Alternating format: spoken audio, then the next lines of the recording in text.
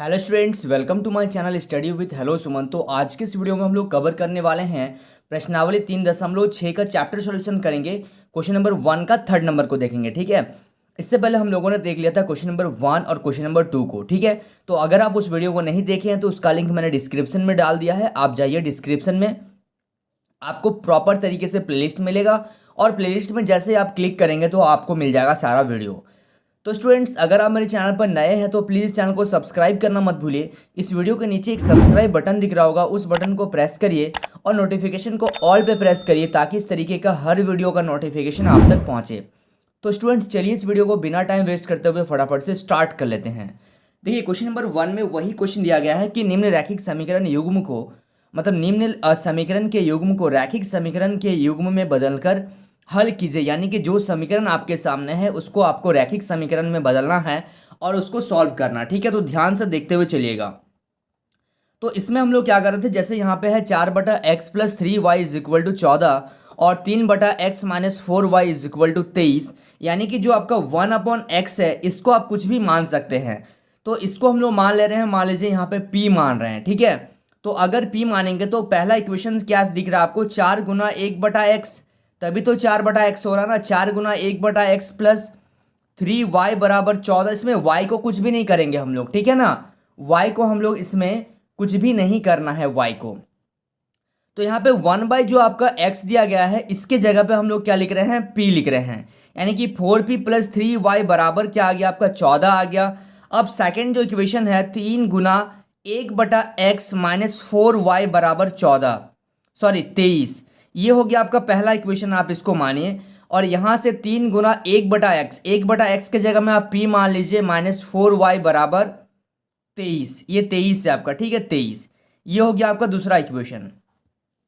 अब अगर हम लोग यहाँ पे ऐसा करते हैं कि हम लोग इसको अगर कैंसिल करते हैं तो उसके लिए मेरे को कितना चाहिए, यहाँ पे 3 चाहिए और यहाँ पे कितना से गुना करना होगा, 4 से, तभी तो ये दोनों चीज़ 12 हो पाएगा ना। तो देखिए, तो पहला इक्वेशन में हम लोग 3 से गुना कर देंगे और दूसरा इक्वेशन में 4 से गुना कर देंगे। तो यहाँ पे हम लोग को लिखना पड़ेगा कि समीकरण एक में, ठीक है, समीकरण एक में 3 से गुना करने पर और समीकरण 2 में, ठीक है, 4 से गुना करने पर, 4 से गुना करने पर ये आपको लिखना पड़ेगा इस तरीके से। तो जब आप ऐसा लिखेंगे यानी कि आपका जो समीकरण बन जाएगा वो जब 3 से गुना करेंगे तो 4 तिया 12p + 3 तिया 9y, ठीक है, प्लस 14 तिया कितना हो जाएगा, 42, ठीक है। अब जब आप 4 से गुना करेंगे तो 4 तिया 12p - 4 चौके 16y, और जब 4 से गुना करेंगे 23 को तो 4 तिया 12 का 2 हासिल 1, 4 दूनी 8 और 1 9, यानी कि 92। अब इन दोनों समीकरण को, इसको नाम दे दीजिए समीकरण 3 और इसको दे दीजिए समीकरण 4। अब हम लोग क्या कर रहे हैं, अब हम लोग इसमें क्या करेंगे, इन दोनों को घटा देंगे। तो यहाँ पे लिखेंगे समीकरण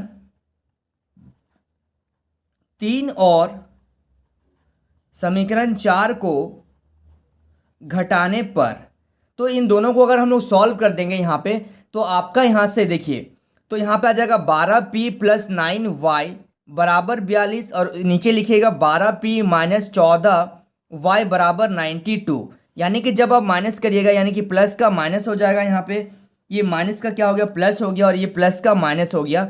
यानी कि ये देखिए 12 से 12 ये कट गया प्लस और माइनस से, तो आपका क्या बच रहा है, यहाँ पे आपका बच जाएगा प्लस और प्लस, प्लस और प्लस क्या होगा, प्लस होगा। यानी कि 14 में से अगर 9 हम लोग जोड़ देंगे तो कितना हो जाएगा, ये 14 में से देखिए 6 जोड़ रहे हैं तो आ रहा है आपका 20 और 3 23, यानी कि 23y बराबर यहाँ से कितना आ जाएगा, प्लस और माइनस माइनस, यानी कि साइन तो माइनस का रहेगा क्योंकि 92 बड़ा है, और इसमें से जब हम लोग 42 घटा देंगे तो यहाँ पे कितना आ जाएगा, 50 आ जाएगा, ठीक है।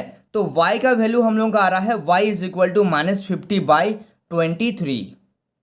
इस क्वेश्चन को थोड़ा सा देखिएगा, यहाँ पर मिस्टेक हो गया है, ठीक है। 4 को 4 से गुना करेंगे तो यहाँ 16 मैंने बोला लेकिन मैंने यहाँ 14 लिख दिया था, ठीक है। तो इसलिए मेरा आंसर नहीं आ रहा था, तो मैं देखा कि यहाँ कहीं ना कहीं मिस्टेक हुआ है, तो ये हो गया 25, यानी कि आपका नीचे आ जाएगा 25। तो यानी कि y का जो वैल्यू आएगा वो आ जाएगा आपका -2। तो इस -2 को y का वैल्यू को अगर हम लोग समीकरण 1 या 2 या किसी समीकरण में रखेंगे तो मेरा क्या आ जाएगा, x का वैल्यू आ जाएगा, यानी कि मेरा p का वैल्यू आ जाएगा, क्योंकि यहाँ पे क्या लिया हुआ है, p लिया हुआ। ठीक है, हम लोग 1 और 2 में तो रखेंगे नहीं इसको, हम लोग क्या करेंगे, जो y का वैल्यू है उसको हम लोग क्या कर देंगे, अच्छा 1 में भी रख सकते हैं, 2 में भी रख सकते हैं, 3 में भी और 4 में भी, किसी भी समीकरण में आप रखिए आपका आंसर आ जाएगा। तो अब क्या करेंगे हम लोग, यहाँ पे लिखिएगा y का मान जिसमें आपको सुविधा और आप रख दीजिए, तो हम इक्वेशन 1 में रख दे रहे हैं। तो y का मान समीकरण 1 में रखने पर, ठीक है, तो समीकरण 1 है मेरा 4p + 3y बराबर 14, यानी कि 4p + 3 गुना y का वैल्यू क्या है, -2 बराबर 14, यानी कि 4p प्लस और माइनस -3 दूनी 6 बराबर क्या आ गया, 14, यानी कि 4p बराबर क्या आ जाएगा, 14, और ये माइनस का 6 को इधर लेके चल जाइए तो प्लस का 6 हो गया, यानी कि 4p बराबर आ गया आपका 20। तो p बराबर क्या आ जाएगा, 20/4, यानी कि p का वैल्यू आ गया आपका 5। तो y का वैल्यू आ गया -2 और p का वैल्यू आ गया 5। लेकिन यहाँ पे देखिएगा कि हम लोग ठीक है, परंतु हम लोग p बराबर क्या माने थे, p बराबर 1/x माने थे, यानी कि p 1/x बराबर क्या है, 5, यानी कि जब आप यहाँ पे क्रॉस मल्टीप्लाई करिएगा, यानी कि तो x बराबर क्या आ जाएगा, x बराबर आ जाएगा आपका सॉरी, जब आप क्रॉस मल्टीप्लाई कर रहे हैं तो 5x बराबर 1, यानी कि x बराबर आ रहा है 1/5। तो x का वैल्यू आ गया, यहाँ से फाइनल देखिए, x बराबर आ गया 1/5 और y बराबर आ गया आपका -2। ठीक है, समझ में आ गया आप लोगों को। चलिए अब इसी का हम लोग देखते हैं, आपका ये 3rd नंबर क्वेश्चन था। अब हम लोग सॉल्व करते हैं question number 4। So students please note down this question. चलिए अब देखिए क्वेश्चन नंबर 4 को। ठीक है, क्वेश्चन नंबर 4 में क्या है, 5/x - 1 + 1/y - 2 बराबर 2, और यहाँ पे 6/x - 1 -3/y - 2 बराबर 1। ठीक है, तो अब देखिए यहाँ पे हम लोग क्या करेंगे, 1/x - 1 को आपको मानना पड़ेगा u, और 1/y - 2 को मानना पड़ेगा आपको v। ठीक है, क्योंकि दोनों में तो वही चीज दिया गया है। तो चलिए, तो समीकरण 1 से हम लोग देखते हैं, यहाँ पे इसको आप 1-2 मान सकते हैं, कोई दिक्कत नहीं है, या फिर हम लोग एक काम कर लेते हैं, यहाँ पे देखिए, हाँ इसको समीकरण 1 मान लेते हैं, इसको समीकरण 2 मान लेते हैं। इसको हम लोग अलग तरीके से अभी सॉल्व करेंगे, क्योंकि हम लोग एक ही तरीके से पूरा क्वेश्चन को सॉल्व नहीं करेंगे, इसको हम लोग सॉल्व करेंगे अभी वज्रगुणज विधि से। तो देखिए समीकरण 1 से अगर हम लोग देखें, समीकरण 1 से, तो समीकरण 1 में है 5 गुना 1/x - y, इसको इस तरीके से हम लोग लिख सकते हैं, प्लस 1 गुना 1/y - 2 बराबर 2। तो जहाँ पे 1/x - 1 है वहाँ पे आप u कर दीजिए, यानी कि 5u प्लस, इसके जगह में भी 1 को v से गुना करेंगे तो v बराबर आ गया आपका 2। ये हो गया आपका समीकरण 3। अब समीकरण 2 को अगर हम लोग ध्यान से देखें, समीकरण 2 में आपको मिलेगा 6 गुना 1/x - 1 -3 गुना 1/y - 2 इज इक्वल टू आपको मिला 1। ठीक है, अब आपको क्या करना है, वह 1/x - 1 की जगह में आपको u कर देना है, यानी कि 6u - 3v is equal to आपको क्या मिला 1। ये हो गया समीकरण 4। ठीक है, अब देखिएगा ध्यान से यहाँ पे, अब हम लोग क्या करेंगे, इन दोनों से हम लोग क्या करेंगे, समीकरण 3 और समीकरण 4 को यहां पे लिखिएगा, समीकरण 3 और समीकरण 4 को वज्र गुणन विधि से हल करने पर, ठीक है, इन दोनों को वज्र गुणन विधि द्वारा हल करने पे क्या आ जाएगा, इक्वेशन आपका 3 को अगर देखिएगा तो a1 बराबर आ जाएगा 5, b1 बराबर आ जाएगा 1, और c1 बराबर, इस 2 को इधर लेके जाएंगे तो -2। उसके बाद a2 बराबर हो जाएगा 6, b2 बराबर हो जाएगा -3, और c2 बराबर हो जाएगा -1। ठीक है, अब यहाँ से वज्र गुणन विधि क्या होता है, मैं आपको यहाँ पे सबसे पहले फॉर्मूला लगा दे रहा हूँ, क्योंकि x का जब काम करते हैं तो a को नहीं लेंगे हम लोग। अच्छा, यहाँ पे x नहीं लिखेंगे क्योंकि हम लोग का क्या है, u और v में है, तो जब u को लेंगे तो u का कांस्टेंट को हम लोग नहीं लेंगे। तो यहाँ से हम लोग स्टार्ट करेंगे, b1c2 - b2c1 बराबर v को अगर लेंगे तो हम लोग इस साइड से लेंगे, यानी कि a2c1 - A1C2, A2C1 minus A1C2 बराबर, जब कांस्टेंट को हम लोग लेंगे तो क्या करेंगे, A1B2 माइनस A2B1। ठीक है, तो अब देखिए इसको, इसमें हम लोग क्या करेंगे, इसका वैल्यू को पुट कर देंगे और इसको सब्ट्रैक्ट कर देंगे। तो अब देखिएगा यहाँ से U अपॉन B1C2, तो B1 का वैल्यू क्या क्या है आप देखते हुए चलिए। B1C2 यानी कि 1 इंटू माइनस वन।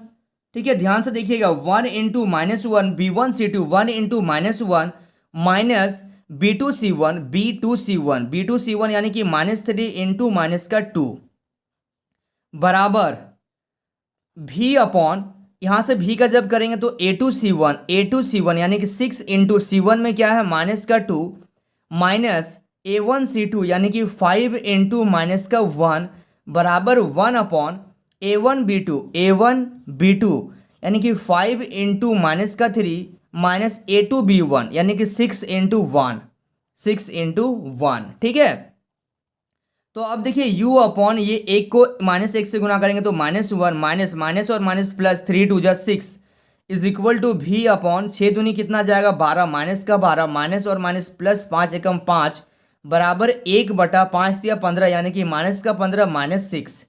ठीक है, यहाँ तक कोई दिक्कत नहीं आना चाहिए आप लोगों को। चलिए U अपॉन ये आ गया आपका माइनस का 7 बराबर V अपॉन यहाँ से कितना आ गया, यहाँ से आ गया माइनस का 7 is equal to 1 upon minus और माइनस प्लस यानी कि 15 और 6 कितना हो जाएगा, 15 और 6 हो जाएगा आपका 21 और 15 बड़ा है इसलिए यहाँ पे माइनस का साइन आएगा।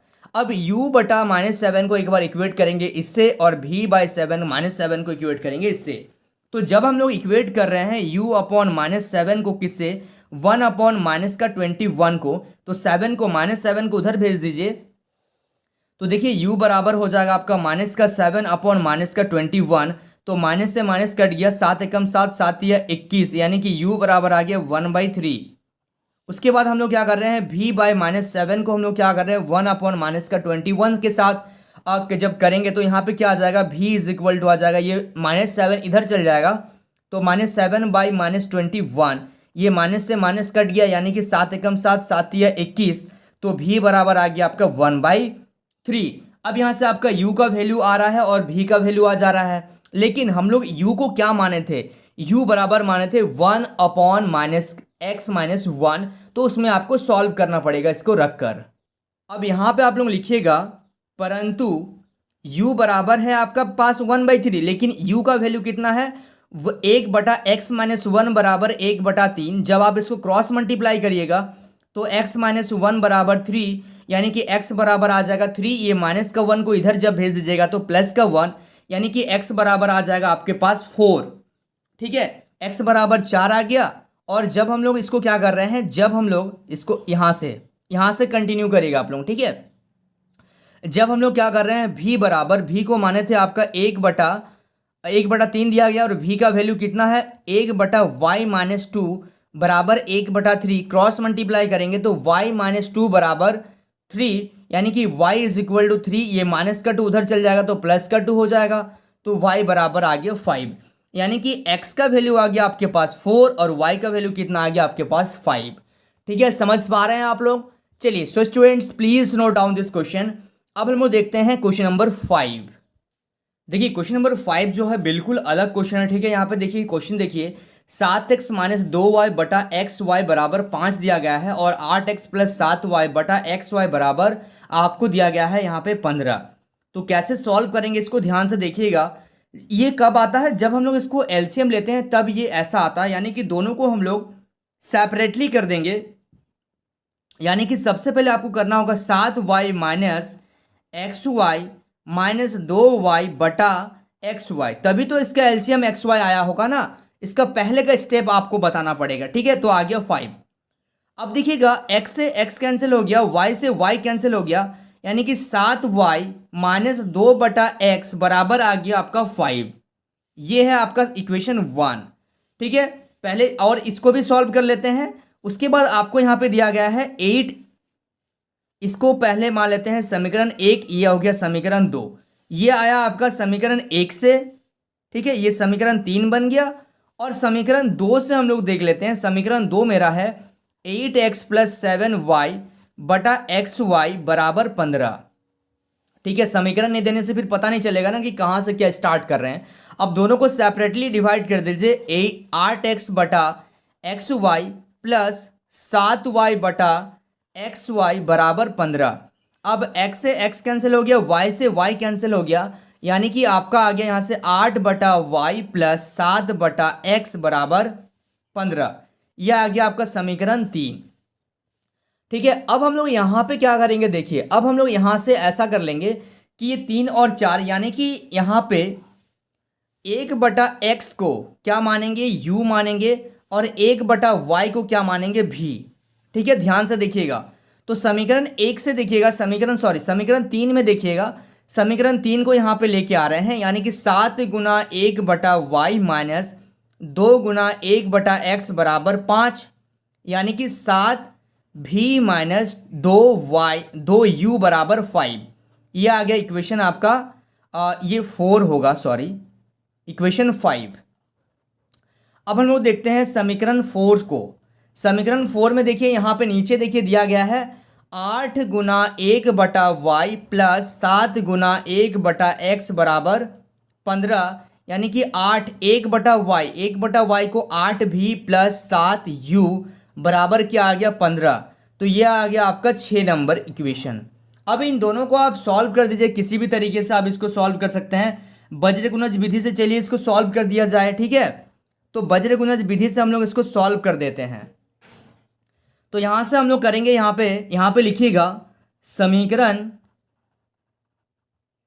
5 और 6 को वज्रगुणन विधि द्वारा हल करने पर, ठीक है, तो a1 क्या हो जाएगा आपका 5 नंबर इक्वेशन से 7, b1 क्या हो जाएगा -2 और c1 क्या हो जाएगा आपका -5। उसी तरीके से a2 बराबर हो जाएगा 8, b2 बराबर हो जाएगा +7 और c2 बराबर हो जाएगा -15। ठीक है, तो अब चलिए इसको हम लोग क्या करते हैं, वज्रगुणज विधि द्वारा हम लोग सॉल्व कर लेते हैं। तो वज्रगुणज विधि आपका जो फॉर्मूला आएगा वो क्या आएगा, उसको भी देखना एक बार जरूरी है। देखिए यहाँ पे मैं बता रहा हूं, क्योंकि हम लोग का इक्वेशन u और v से बन रहा है। जब u को लेंगे हम लोग तो क्या करेंगे, सबसे पहले यहाँ पे क्या है, v है। ठीक है, u v और x, तो कोई दिक्कत नहीं है। जब हम लोग क्या करते हैं यहाँ पे, तो समीकरण में सबसे पहले आपका क्या है, v है, तो आप यहाँ पे v लिखिए, v बटा, जब v को करेंगे तो v का कांस्टेंट को छोड़कर क्या करेंगे, b1 c2 minus b2 c1। उसके बाद v के बाद क्या है, समीकरण में मेरा u है, तो u का क्या होता है, माइनस में जाता है, तो इसलिए हम लोग क्या करेंगे, u को छोड़ देंगे, u का कांस्टेंट को तो छोड़ देंगे और यहाँ से स्टार्ट करेंगे, यानी कि a2 c1 minus a1 c2 बराबर 1 अपॉन कांस्टेंट को छोड़ देंगे अब, यानी कि a1 b2 minus a2 b1। ठीक है, चलिए अब हम लोग क्या करते हैं, इसमें हम लोग वैल्यू को पुट कर देते हैं। तो अब देखिएगा यहाँ पे v बटा b1 c2, यानी कि b1 का वैल्यू कितना है, यहाँ पे देखिए थोड़ा सा ध्यान से, b1 है आपका -2। ठीक है, तो -2 इंटू आपका माइनस का 15 माइनस b2 c1 यानी कि 7 इंटू माइनस का 5 बराबर u अपॉन a2 c1 यानी कि 8 गुना माइनस का 5 माइनस a1 c2 यानी कि 7 इंटू माइनस का 15 बराबर 1 अपॉन a1 b2 यानी कि 7 इंटू 7 माइनस a2 b1 यानी कि 8 इंटू माइनस का 2। ठीक है, तो चलिए अब देखिए v अपॉन माइनस और माइनस प्लस 15 दूनी 30 माइनस और माइनस प्लस 7 पचे 35 बराबर u अपॉन 8 पचे 40 माइनस का 40 माइनस और माइनस प्लस, और यहाँ से आप 15 साथ कितना हो जाएगा 105 बराबर 1 अपॉन 7 7 जब 49 माइनस और माइनस प्लस 8 दूनी 16। ठीक है, चलिए उसके बाद देखिए इसको ऐड कर दीजिए आप, तो 35 और 30 कितना हो जाएगा 65 बराबर u इक्वल टू, यहाँ से जब प्लस और माइनस माइनस करिएगा, यानी कि 105 में से जब 40 माइनस करिएगा तो 65 बराबर 1 बटा यहाँ से माइनस करिएगा तो ऐड करिएगा तो 9 और 6 15 का 5 हासिल 1 4 और 1 5 और 1 6 65।